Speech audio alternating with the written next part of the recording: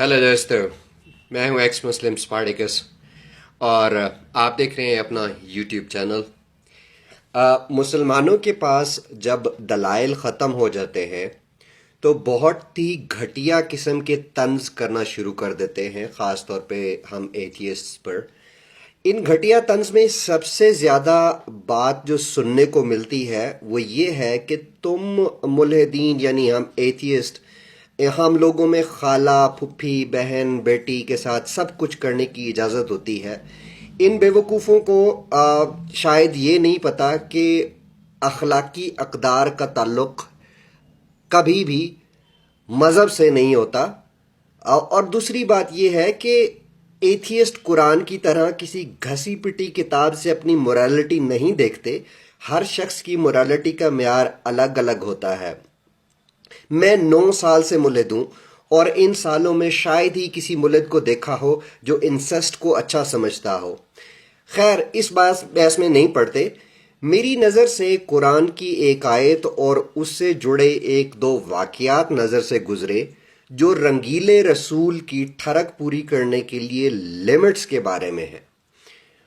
कुरान की सूरह अहज़ाब की आयत नंबर 50, इसका तर्जमा कुछ यूं है: ऐ गैब बताने वाले नबी, हमने तुम पर हलाल फरमाई तुम्हारी वो बीबियां जिनको तुम महर दो, और तुम्हारे हाथ का माल कन्नीज़ें जो अल्लाह ने तुम्हें गनीमत में दी, और तुम्हारे चच्चा की बेटियां और फुफ्फों की बेटियां और मामू की बेटियां और खालाओं की बेटियां जिन्होंने तुम्हारे साथ हिजरत की, और ईमान वाली वो औरत जो अपनी जान नबी की नज़र करे और नबी से उसे निकाह में लाना चाहे।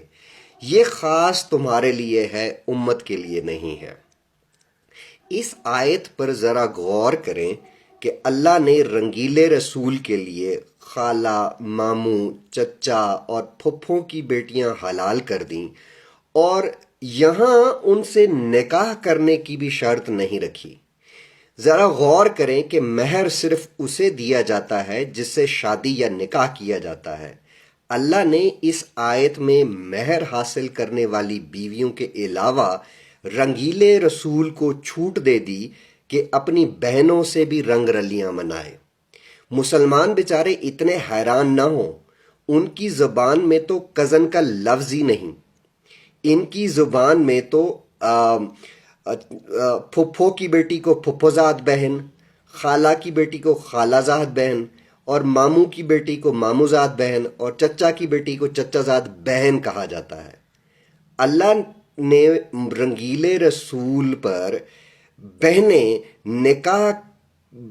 निकाह के बिना हलाल करने पर ही सब्र नहीं किया। मुझे बहुत हंसी भी आती है और हैरत भी होती है कि ये शख्स इतना फ्रस्ट्रेटेड था सेक्स के लिए कि इसने किसी को नहीं छोड़ा। अच्छा, अल्लाह ने क्या किया कि अल्लाह ने मोहम्मद पर बहनें सिर्फ हलाल नहीं की, बल्कि लौंडियों, बांदियों के अलावा बाकी सब मुसलमान औरतों को छुट्टी दे दी कि जिसका दिल करे मोहम्मद के सामने आके खुद को पेश कर सकती है। और इन पेश करने वाली औरतों में से एक औरत का नाम था खौला बिनते हकीम। सुन्नी इस्लाम में मसनद अहमद बिन हम्बल हदीस की एक मोतबर किताब है। मसनद अहमद बिन हम्बल के मुताबिक खौला बिनते हकीम मोहम्मद की आंटी थी। रंगीले रसूल ने ना जिंदा आंटी को छोड़ा और ना ही मुर्दा आंटी को, लेकिन आज हम जिंदा वाली आंटी की बात कर रहे हैं। खौला बिनते हकीम ने जब खुद को मोहम्मद के लिए पेश किया तो मोहम्मद की बीवी आयशा ने इस पर एतराज़ किया और कहा कि वो औरत जो खुद को मर्द के लिए पेश करे उसे शर्म आनी चाहिए। ये एतराज़ बुखारी की किताब नंबर 7 वॉल्यूम 62 और हदीस नंबर 48 पर मौजूद है। इसे आप अपनी स्क्रीन पर भी देख सकते हैं। आयशा ने जब एतराज़ किया तो अल्लाह ने फ़ौरन रंगीले रसूल पर वही उतार दी।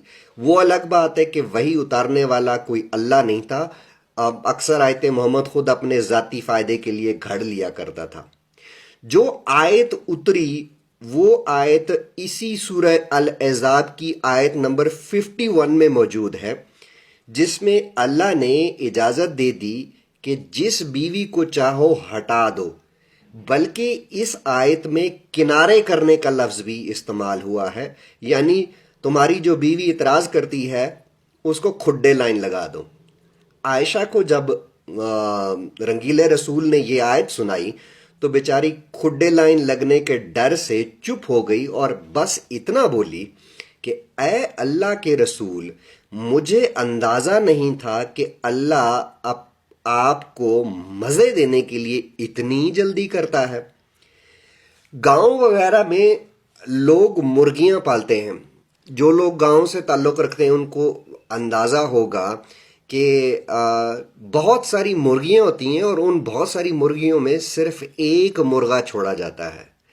میں جب یہ آیت پڑھ رہا تھا، یہ حدیث پڑھ رہا تھا، تو میرے ذہن میں یہ مرغیاں اور مرغیوں میں بہت ساری مرغیوں میں ایک مرغے والا سیناریو ذہن میں آ رہا تھا کہ محمد خود کو بھی بہت ساری عورتوں کے بیچ میں مرغا فیل کرتا ہوگا.